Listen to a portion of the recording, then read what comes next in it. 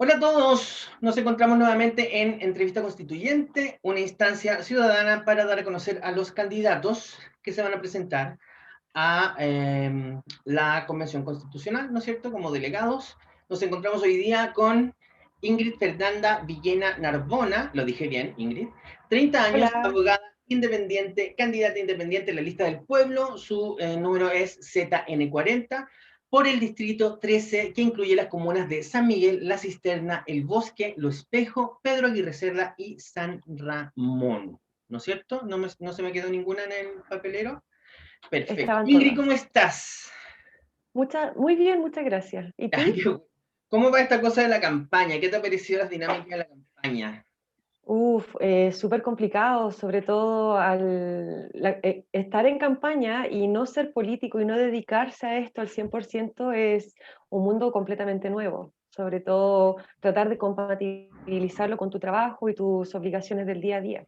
Ya, perfecto. Oye, entonces, generalmente la primera pregunta que yo hago Ujú. tiene que ver en cómo se gesta esto de ser candidata, de dónde viene, fue un clamor popular, mira, hasta el momento hemos teorizado en el clamor popular, en el llamado divino, en ¿Ya? distintas circunstancias. Entonces te pregunto a ti, ¿cómo fue esto de que, primero, se te ocurrió a ti, te llamaron, cómo fue que se gestó tu candidatura? Bueno, todo comenzó cuando había que votar a prueba y yo estaba súper confundida porque estaba no en la indecisión de votar apruebo o rechazo, sino que en las consecuencias de votar apruebo. Tenía mucho temor de que se aprobara con la convención mixta. Y bueno, y cuando salieron los resultados, pucha, una alegría inmensa. Estuve todo el día pegada en la tele viendo las votaciones. De hecho, me motivé, fui a Plaza Italia, desde el bosque a Plaza Italia, pucha, lo pasé increíble, celebrando con toda la gente. Y en eso que sale un fuego artificial, yo dije, no, yo no me puedo perder este proceso, necesito participar. Y básicamente porque durante el ejercicio de mi profesión he visto mucha injusticia, mucha falta de acceso a un abogado, a una defensa acorde a las necesidades de las personas, y eso no está garantizado en la Constitución. También hay un montón de cosas que me interesan, como la protección de los niños, niñas y adolescentes y la erradicación de toda violencia en contra de la mujer, que tampoco está garantizado en la Constitución. Y necesitaba ser partícipe de este proceso para poder luchar por ello y incluir todos estos principios que te mencioné anteriormente en la nueva Carta Magna. Y claro, fue una decisión muy personal, la verdad, de las cosas. Y en la mecánica, ¿cómo lo hiciste? ¿Te incorporaste? Porque tú eres parte de la lista del pueblo, pero ¿Mm? ¿cómo llegaste a esa lista? ¿O cómo llegó, cómo te conseguiste los patrocinios? ¿Cuál fue la dinámica de eso? Bueno, después de tomar esta decisión, al día siguiente empezamos, lo publiqué de inmediato en redes sociales. Y dije, yo quiero ser constituyente, voy a hacer todo lo posible para poder estar ahí. Y de a poco me fui contactando con otros vecinos del distrito, nos fuimos organizando, hicimos reuniones por Zoom, nos fuimos conociendo. La primera instancia con todos los candidatos independientes fue en la Plaza Dávila, en Pedro Aguirre Cerda, Ya. donde ahí nos conocimos todos y a nosotros se nos ocurrió la idea de mantener siempre el carácter de independencia y por eso nos reunimos puros candidatos independientes y ojalá uno de cada comuna, para poder así también mantener la paridad. Y ¿cómo decírtelo? Representatividad. Eso, la representatividad de cada comuna en la constituyente. Desafortunadamente nos vimos con bastantes problemas, como por ejemplo que era muy costoso hacer campaña, no todos tenían el tiempo, la disponibilidad, hay mucho que estudiar también, esto es un trabajo constante, tenemos que estar actualizados y bueno, de a poquito fueron cayendo y en una oportunidad se me acerca la lista del pueblo, me invita a participar en el Distrito 13 y yo feliz de la vida porque lo había visto antes en la televisión, también en los medios informales. eh, y bueno, yo feliz de participar porque me sentía mucho más apoyada en este proceso y con gente que también estaba viviendo lo mismo que yo. Y Oye, así, perdón, disculpa, sí. ¿y quiénes más te acompañan en la lista? No digo el nombre, pero en general se conocen, comparten ciertos criterios. Bueno, en la lista estoy yo, está Andrés Cuevas, está Rodrigo Rojas, la Marcela Sarmiento, está la Cami Profe y Jesús Colque. Todos mantenemos la misma base de que somos independientes, pero nadie se conocía. Así que durante el transcurso de este tiempo, desde noviembre a la fecha, nos hemos reunido personalmente a través de Zoom, mantenemos reuniones todas las semanas para poder compartir ideas, debatir temas, estudiar y organizar actividades en conjunto para que alguno de nosotros pueda llegar a la constituyente. Ah, qué bueno. Oye, Sí. y en función de eso, ¿qué te parece la participación de la clase política? A ver, de la clase política tenemos estos dos grupos, ¿no es cierto?, muy polarizados siempre, que vendrían siendo Ujú, la derecha, ujú, dentro de ellos los rechazos, ¿no es cierto? Y está la unidad constituyente, ex nueva mayoría, ex concertación. ¿Qué te ujú. pareció la participación de ellos en este proceso? Y no hablo solamente del proceso de las candidaturas propiamente tal, sino en todo el proceso constituyente desde su origen. Mal, pésimo. O sea, yo venía con un descontento desde mucho antes de este proceso. Ninguna de estas áreas me identifica principalmente. Ninguno de estos dos extremos me representa en mi ideología.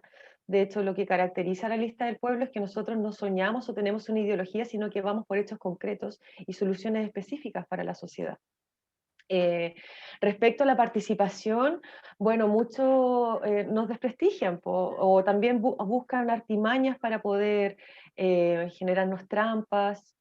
Ellos tienen muchos privilegios, como por ejemplo que van a estar un montón de tiempo en la franja, siendo que los independientes no. Y bueno, nosotros también igual estamos buscando formas de poder llegar a la gente y hacer una campaña mucho más efectiva que la que pueden hacer los partidos políticos. Sí, el tema es que la televisión arrastra harto todavía igual. Sí, lamentablemente, pero yo tengo fe, bueno, hace poco tuvieron una reunión con CERVEL para ver si pudieran extender este tiempo de franja y cedernos un poco de tiempo, porque los partidos políticos tienen una campaña previa desde hace mucho tiempo y yo lo he visto ahora que ellos gastan mucho dinero en panfletos, en contratar brigadistas, hacer puerta a puerta. Estamos hablando de millones de pesos y a nosotros como independientes con suerte nos tocaron 400.000 pesos.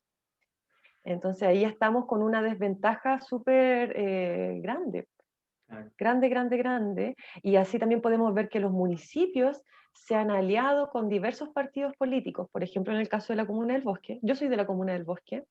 En el caso de la Comuna del Bosque se están aliando mucho con el Partido Socialista, está el Partido Comunista, em, que yo no siento que sea mala la participación de los partidos, pero a la larga del tiempo ellos nunca nos han dado soluciones efectivas a las problemáticas. Nunca han querido hacer las reformas constitucionales necesarias para que nosotros tengamos un bienestar social. Entonces yo no sé por qué la gente pretende o los partidos políticos creen que van a tener el mismo apoyo de siempre. También Claro, porque necesita si eso. hablamos específicamente de la situación, por ejemplo, del Sename, que es una situación que se viene arrastrando del terror desde antes de Ujú, la dictadura, ¿te ujú. fijáis? Eh, Desde que recuperamos la democracia, ¿cuántos hemos tenido? Elwin, Lagos, Frey, dos Bachelet, hemos tenido cinco, o sea, cinco de los siete gobiernos se supone que eran del lado que quería solucionar los problemas.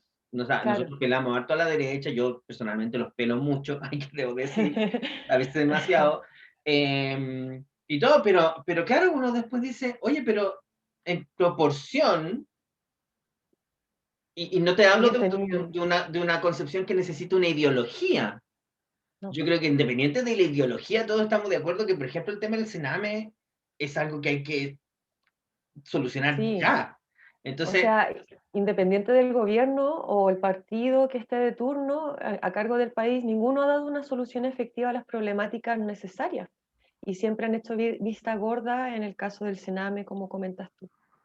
ahora, en función de eso, la constitución, a ver, se supone que la constitución del 80 tiene todas estas supuestas garantías, pero como con trampas siempre. Siempre están estas Ujú. trampitas y todo el tema. ¿Cómo es tu mirada de la nueva constitución, efectivamente, para que la gente sienta que esta nueva cancha que se va a diseñar, ¿no es cierto? Porque es como una cancha para que todos juguemos en igualdad de condiciones. Es como que esa es la Claro. situación. Y para que Ujú. cada uno descubra y potencie sus particularidades y pueda ir bien, como que ese es el objetivo. Pero, ¿cómo crees tú que tiene que ser la mecánica para que eso ocurra realmente? Porque para mucha gente la Constitución también es una cosa como tan etérea, como, como tan eh, y tan tramposa a la vez. Mm. ¿Cómo El ves tú la problema de nueva la, Constitución? ah, bueno, el problema de la trampa está básicamente en el mensaje que tenemos en la actual Constitución, donde nos señala que toda norma va a poder ser interpretada por alguna una entidad que protege esta supremacía de la Constitución, y en este caso es el Tribunal Constitucional. Siempre cuando hay dudas se somete al Tribunal Constitucional y él determina por qué línea va guiada esa determinada norma, como por ejemplo lo hemos visto el año pasado en el caso de poder modificar las AFP. ¿Cómo veo la nueva constitución? Pucha, para mí es súper esperanzadora porque tengo la fe de que se puedan incluir todas las demandas sociales y de una buena vez tener soluciones efectivas a las problemáticas. Pero sin perjuicio de eso, quiero igual decirle a la gente que tampoco son soluciones inmediatas, son a largo plazo. Estamos hablando a quizás 8 o 10 años, donde vamos a poder ver resultados efectivos. Em, lo que más me gusta de este nuevo proceso constituyente es que vamos a poder modificar lo más principal, lo más primordial, que es volver a modificar la Constitución. O sea, nosotros tenemos un acápite en el cual nos ha puesto muchas trabas y por eso hemos tenido toda esta lucha constante en contra del gobierno para poder solicitar un plebiscito, que ni siquiera fue como la sociedad lo estaba solicitando.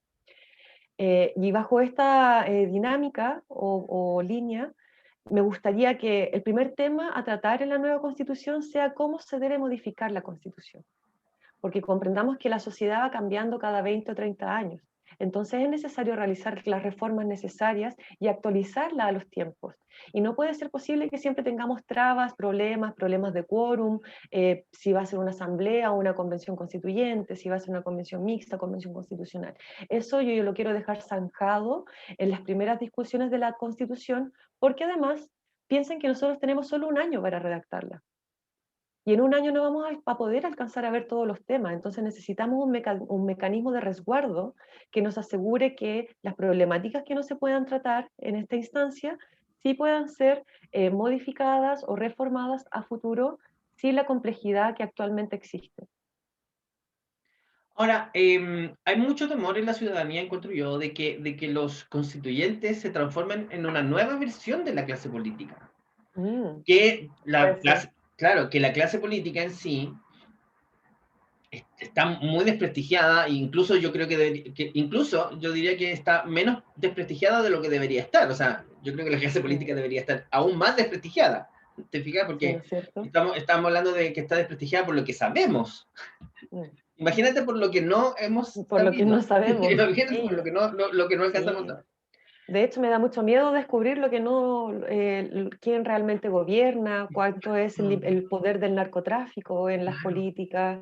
Eso me da mucho temor descubrir qué personas están asociadas.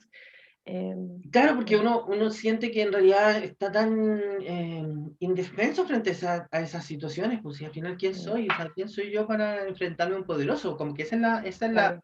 Y eso hace que hay una sociedad entre ellos mi Santa Madre, que siempre la menciono siempre, que como que prefieren tomar distancia, y ahí tenemos a un 50% de gente que no vota, por ejemplo.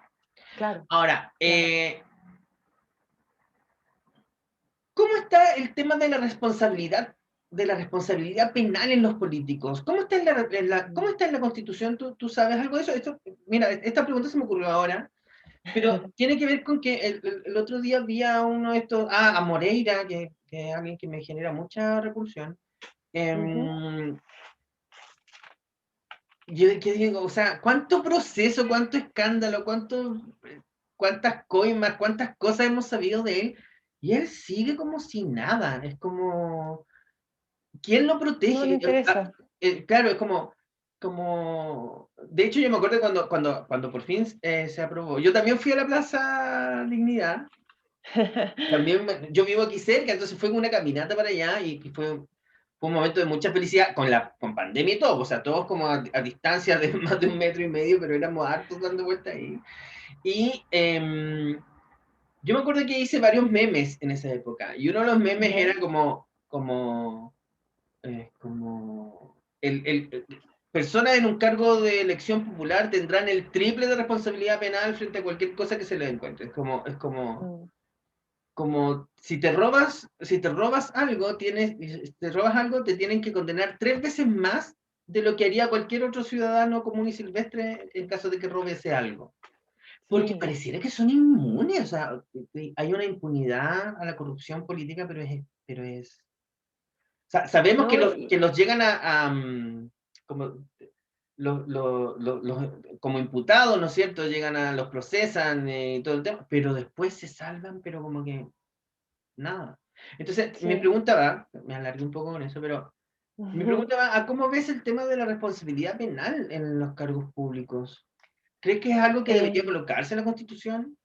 sí, o sea, como acciones actualmente tenemos la acusación constitucional que ya se intentó en contra de Piñera y otros ministros en su oportunidad, las cuales fueron mayoritariamente rechazadas. Que Porque es como entre ellos mismos. claro, y ellos mismos hacen alianza, entonces no, no te conviene, o no lo hagas, y prácticamente no tenemos una respuesta efectiva por parte del Congreso en sancionar o responsabilizar a las personas que están a cargo de los hechos que acontecen en su país. Y también tenemos sanciones por parte del CERVEL, así como en las normativas de CERVEL para los políticos, que tienen amonestación por escrito, multas a beneficio fiscal o un comiso, inhabilidad para ejercer nuevos cargos, tenemos también una disolución del partido político, eh, así a grandes rasgos. Pero tampoco son sanciones efectivas que a estas personas les moleste que les sean interpeladas, porque ellos tienen los recursos para pagar todas las multas necesarias.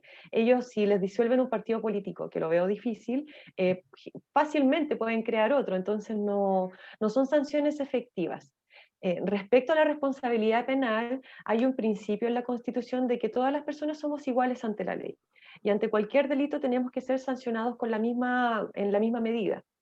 Ahora bien, convengamos que los ministros también participan en estos partidos políticos y tienen alianzas y no necesariamente van a ejercer todas las penas efectivas que eran merecedores en este caso en contra de esta persona y privilegiando siempre y cuidando la imagen de estas, bueno, como en el caso de Moreira que mencionabas tú, que de repente roban una millonada de plata y solo son sancionados o hacen cursos de ética, no sé, pues se le condonan las deudas, Este tipo del son Ponce penas que Lerú, para por ellos ejemplo, no. imagínate, pues, Sí, eh, ganó como 300 millones de dólares, tenía que pagar una multa de 63 millones de dólares y terminó pagando una multa, no, y terminó que tenía que pagar una multa de 3 millones de dólares que todavía no paga, por cierto, porque claro, la está la apelando. está apelando. No, es una vergüenza, yo creo que eso es reírse en la cara de todos los chilenos, porque cuando uno comete un delito, primero es una condena social, porque muchas de las personas que cometen delitos es la única realidad que conocen y es su modo de sobrevivencia. En los casos de que no sea así, tampoco las penas aplicadas son efectivas porque no hay una reinserción social. Y tercero, eh, esta diferencia que se hace por haber pertenecido o tener un cargo público y cometer un delito y que no sea sancionado efectivamente, yo creo que es lo que más indigna a la gente. Necesitamos, una de mis propuestas como campaña es establecer alguna normativa en la Constitución para que sea sometida a evaluación el desempeño de cada funcionario público y también de los honorables y así también del presidente, para que en 2 años, cada 2 años se evalúe su desempeño y si este desempeño no es agradable o aceptable dentro de No la cumple comunidad. ciertos estándares, claro.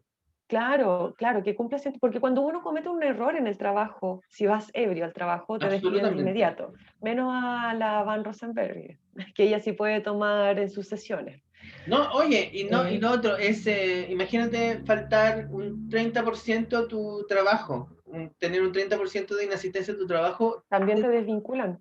te echan así sin ningún problema. Claro, es causal de despido, entonces todas esas cosas siento que también deben ser aplicables a los funcionarios públicos, a las personas honorables de la Cámara, porque están ejerciendo una labor social. Y si tu labor social no se condice con tus hechos y con tus ejercicios dentro de tu cargo, tienes que ser desvinculado y ojalá que sea sancionado para que no pueda volver a postular a ese cargo. claro.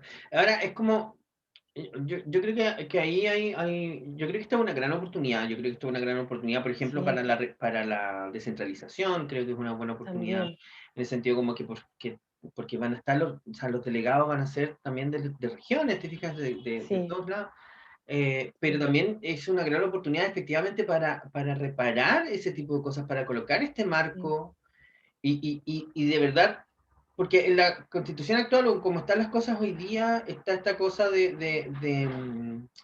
eh, todas estas protecciones de cargos públicos ante la ley y todo. Y sus decisiones tienen consecuencias.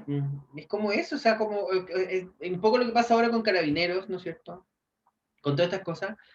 Y parece que el mandamás de carabineros no tiene pero ninguna responsabilidad en todos los errores, en todos estos cientos de casos aislados de violación a los derechos humanos, por ejemplo. claramente. Entonces, es como que, no, Yo lo veo un caso como, aislado, es como que la frase caso aislado y eso lo blinda, pero legalmente, pero en forma automática. claro, yo lo veo como esta oportunidad de poder redactar la nueva constitución como el momento, la única instancia en que tenemos para poner orden en nuestro país y poder sacar a toda esta corrupción en todas sus formas, a nivel de política, a nivel de carabineros, a nivel de empresas, a nivel de FP. También es una oportunidad súper grande para que todos podamos participar. Como tú mencionabas, la descentralización de Chile es muy importante, es un tema que urge porque no puede ser posible que cuando se necesiten decisiones rápidas y eficaces en algún lugar de Chile que no es Santiago, sí o sí tiene que pasar la decisión por acá, en el centro de Chile. ¿Y qué pasa ahí? Perdemos tiempo, la burocracia que ya no es necesaria. O sea, con la pandemia igual aprendimos que todo puede realizarse por Zoom, Mm. Internet, correo electrónico y todo funciona mucho más rápido. Y es necesario implementar todas estas tecnologías y también coordinarnos a nivel nacional para poder solucionar las problemáticas y que todos tengamos una buena calidad de vida. Si al final eso es lo que se busca con la nueva constitución.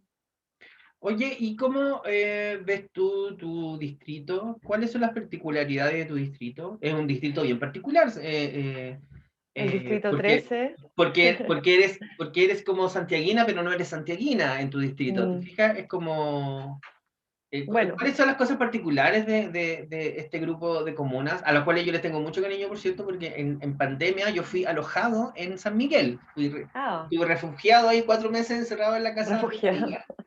San Miguel, no, y fíjate, llevando ya 20 años viviendo en Santiago, yo no conocía San Miguel, y por Dios que Wow. encontré bonita la comuna, la encontré muy, muy, muy linda.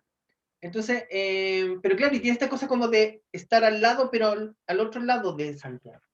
Entonces, Claro. ¿cómo ves tú el distrito? ¿Qué temas crees tú que le urge a la gente? Porque, ojo, la gente vota al final pensando en sus temas. Yo creo que todos votamos, muy poca gente vota lamentablemente pensando en el país. La mayoría de Sí. la gente votamos en función de si este sistema nos conviene o no nos conviene, si estamos siendo perjudicados o beneficiados. Entonces, en base a eso, cómo ves tú la dinámica de tu distrito?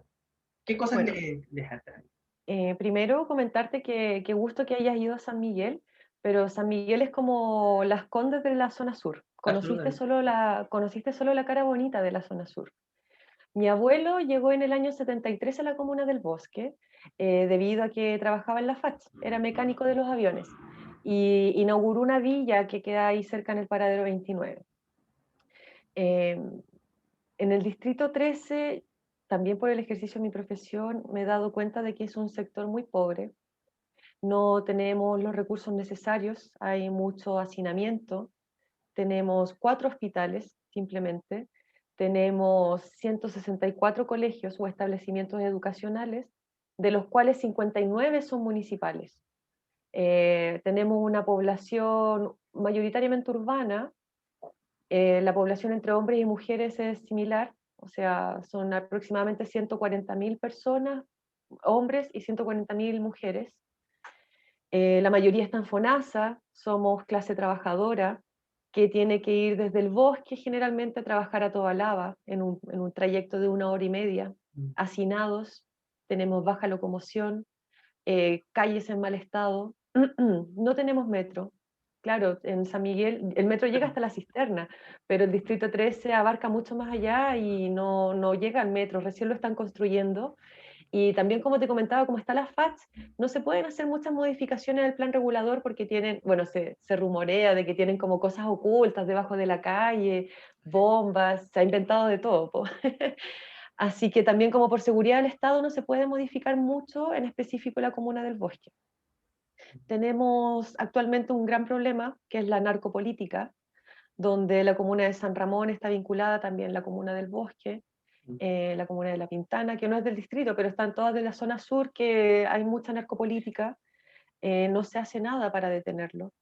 Carabineros no da abasto, les da miedo entrar a las poblaciones. Tenemos índices de abuso sexual infantil súper elevados, índices de violencia intrafamiliar súper elevados. Y no hay contención, las municipalidades no ejercen su rol como deberían, no, se van básicamente por el populismo, para ser reelectos, para regalar cosas y no dar eh, soluciones efectivas, como por ejemplo mejorar los establecimientos educacionales, crear una ciclovía para que no sigan atropellando personas por Gran Avenida. Eso es el Distrito 13. Es una zona olvidada, no toda la gente la conoce. Y como te digo, claro, la cara visible es San Miguel porque es súper bonito, pero si tú te adentras un poco más, vas a ver una realidad cruda, donde la gente vive en los blogs y en 40 metros cuadrados viven 6 personas. Ahora, igual Eso es eso, el distrito eso 13, suele ocurrir porque generalmente nosotros mismos evitamos ver esos lados también. O sea, totalmente. como que nos quedamos siempre con los sectores bonitos y todo el tema, como que Sí. podemos pasar por un lugar que no sea agradable o bonito o Ujú. óptimo y todo el tema, y generalmente tenemos la tendencia a borrarlo, Claro. como de, Esto no existe y esto si no no lo veo, existe, como no me importa, no es problema. invisibilicemos esto. Entonces, Sí. ahí viene el tema. ¿Cómo en la Constitución, ¿no es cierto?, hacemos que se cree este marco para avanzar en esa dirección de efectivamente que haya más contención, que efectivamente nos hagamos cargo del tema del abuso de menores, que es un tema que ni siquiera, ojo, que ni siquiera tiene estatus socioeconómico, No, para nada. pero que para variar, ¿no es cierto?, los estratos socioeconómicos más bajos es más potente. Entonces, ¿Sabes qué? Es es al al revés. revés, porque generalmente los estratos socioeconómicos bajos, la mamá está más inserta en Mm, redes de apoyo como Sename, los colegios o establecimientos educacionales municipales tienen trabajadores sociales que cuando ven estas vulneraciones intervienen y se activan todas las redes. En cambio, en el estrato socioeconómico alto se tiende a obviar este problema, a no comentarlo, a no denunciarlo porque desprestigia a la familia. Esa persona puede vivir con su abusador y nadie dice nada porque tienen normalizada la problemática y si lo comentan o interviene Sename, es perjudicial para la honra de su apellido, perfecto. de su cargo público o laboral. Bueno, me hace Entonces, mucho sentido, mira, todos los días se aprende algo sí, nuevo. Pero sí. aún así, yo creo que, ¿cómo se hace? ¿Cuál es la mecánica que vas a seguir cuando seas electa? Yo decreto que vas a ser electa, por cierto. Ay, ojalá, me Claro, encantaría. claro, cuando seas electa, ¿cuál va a ser la dinámica? Bueno, Porque, para poder mm, solucionar estas problemáticas que te mencioné del Distrito 13, que yo creo que también son a nivel nacional, lo que necesitamos es mejorar las políticas públicas para la erradicación de toda forma de violencia, para fomentar una vida feliz. Hay diversas áreas que se pueden realizar, más mayor inversión en los SAPU, en los SESFAM, en los hospitales. Todo eso va mejorando la calidad de vida. ¿Cuál es el mayor problema que yo he identificado a lo largo de todo este estudio? Es que son las municipalidades las que desvían los fondos y no hacen que la ayuda llegue efectivamente a esa persona que lo necesita. Es la municipalidad la que no tiene un departamento jurídico para que los ciudadanos o sus vecinos puedan acercarse y tener una solución específica al problema. Es el centro de la mujer de cada municipalidad que no interviene eficazmente y no da un acompañamiento a la mujer víctima de violencia intrafamiliar. Eh, y así, por ejemplo, el Ministerio de Salud le da cierto presupuesto para entregar anteojos a los adultos mayores. Entonces, ¿qué hace la municipalidad? Toma todos estos anteojos y le dice a los abuelitos o a los beneficiarios que es la municipalidad quien se los está otorgando para conseguir votos a futuro. O al menos así ha funcionado en la Comuna del Bosque por al menos 30 años. ¿Por qué Mira, te digo 30 años? Porque es una dinámica bien común. O sea, yo me acuerdo que mm, cuando estábamos con el tema de la pandemia, las ayudas recolectadas incluso las cajas del gobierno, en Chillán, por ejemplo, recuerdo que habían concejales que les ponían su foto, como que eran ellos, los claramente. concejales, los que daban esa ayuda, porque en el fondo eso les generaba votos en el futuro. Sí, pues así como miren, es el alcalde el que los está ayudando y no el Ujú. gobierno, siendo que es totalmente lo contrario. Entonces, ¿cuál sería mi primera de las acciones? Sería limitar las funciones de la municipalidad, porque también hay mucho desvío de dinero y este desvío de dinero tampoco es tan transparente. O sea, Sí. em, los diputados, concejales o alcaldes tienen libertad para poder ocupar este presupuesto en lo que más les parezca. Como por ejemplo en la Comuna del Bosque, y lo voy a decir con todas sus letras, el alcalde Sadimelo está financiando con recursos de la municipalidad la campaña de otro postulante alcalde o un concejal. Entonces eso a mí me parece horrible, Claro. porque en vez de gastar esa plata en una campaña de otra persona, que también lo más probable es que sea con licitaciones truchas o con problemas o funas, eventuales funas, no necesariamente sexuales, sino que económicas, Ujú. eh, esos recursos podrían ser invertidos en otra cosa. Comprendo. Ahora, Y eso es lo que me entonces, molesta.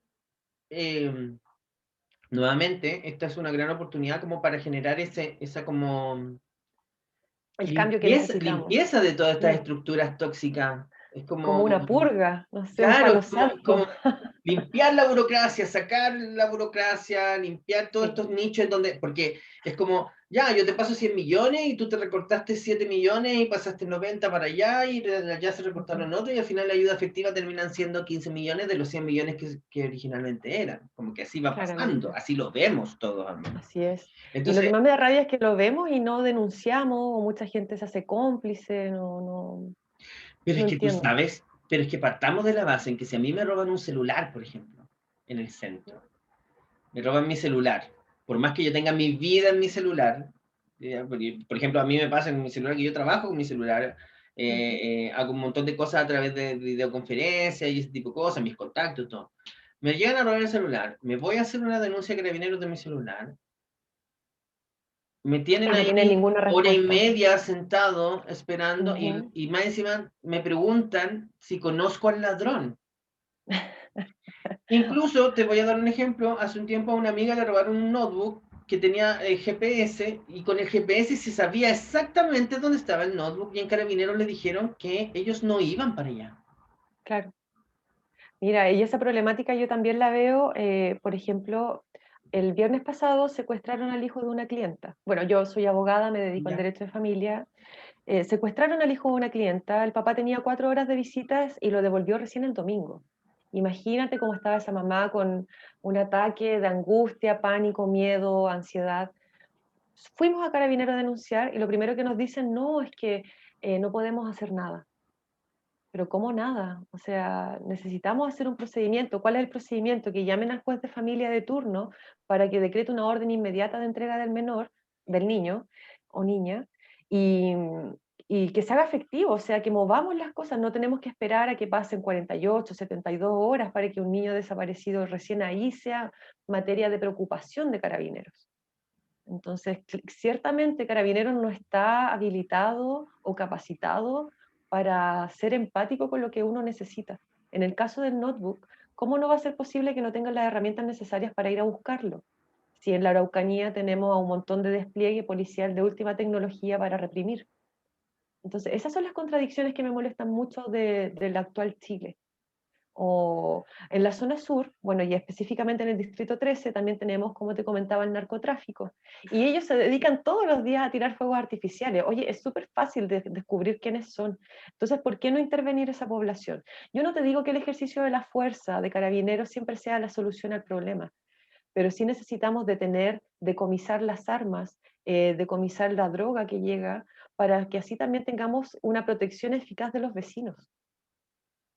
Entonces, sin duda, Carabineros deja mucho que desear en todos sus procedimientos.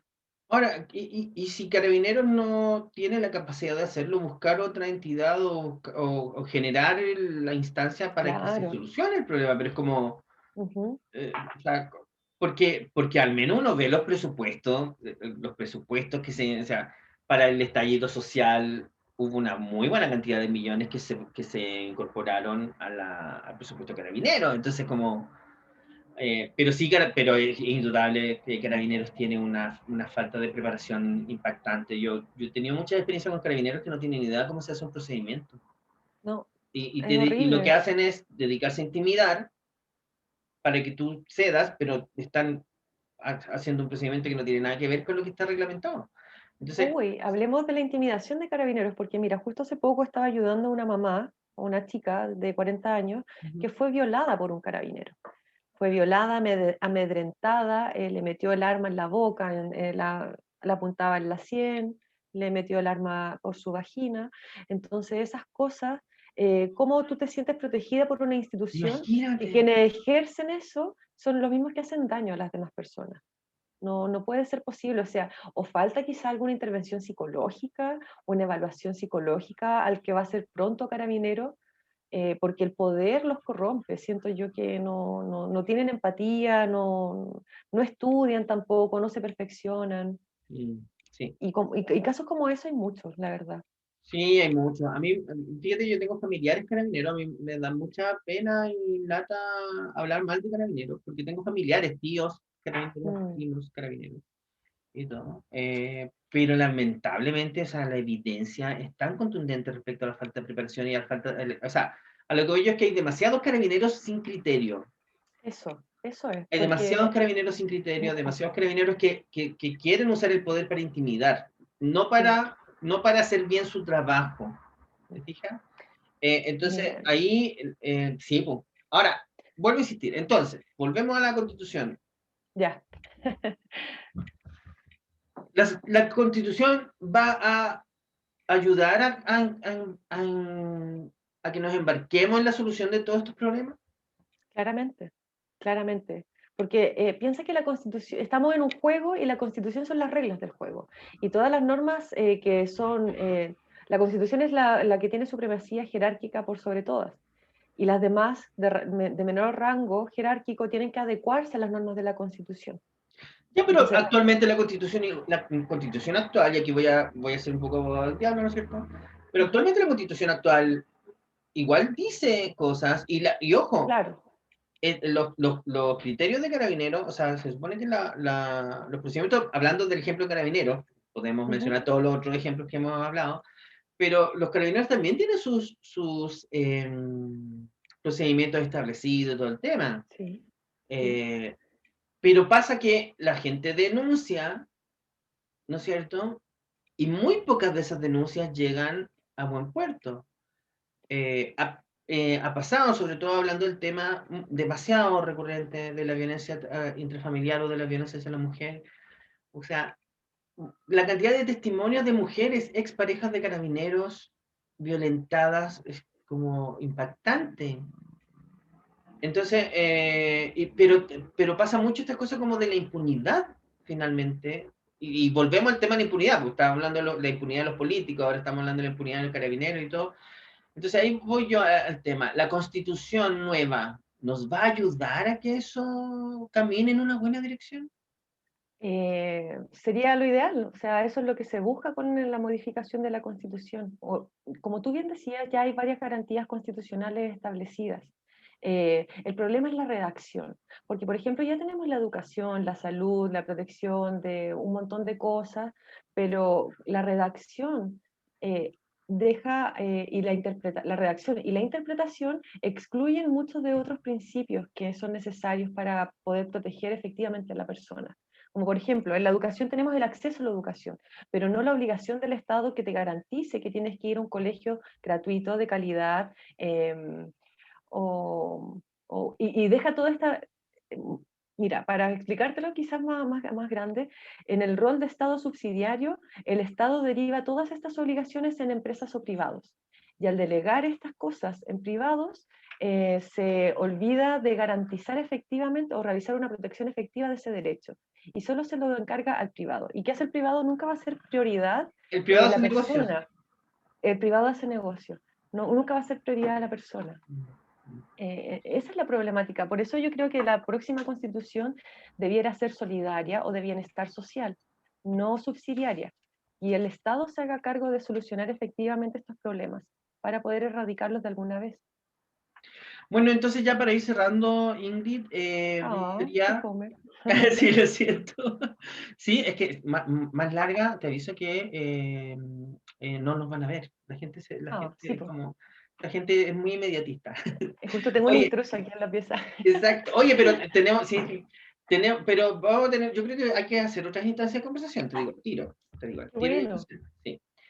Entonces, ¿cuál es tu llamado, Ingrid? Un llamado Sí, pues, a la ¿cuál es el sociedad. llamado que tú le haces a la ciudadanía, a las personas que podrían ver esta entrevista y potencialmente decir, me tinca esta chiquilla? Bueno, el llamado que le podría hacer a cada persona que vive en Chile y tiene la posibilidad de votar es que se informe, que elija al candidato que mejor lo represente y no se guíe solo por una ideología o un partido político, sino que vea sus propuestas concretas, que elija a alguien de su distrito, que sea representante de sus necesidades. No sacamos nada con elegir a personas que no conocen tu problemática diaria. Necesitamos gente que te represente en tus necesidades, que esté en el territorio, ya sea en las ferias o por vía de internet.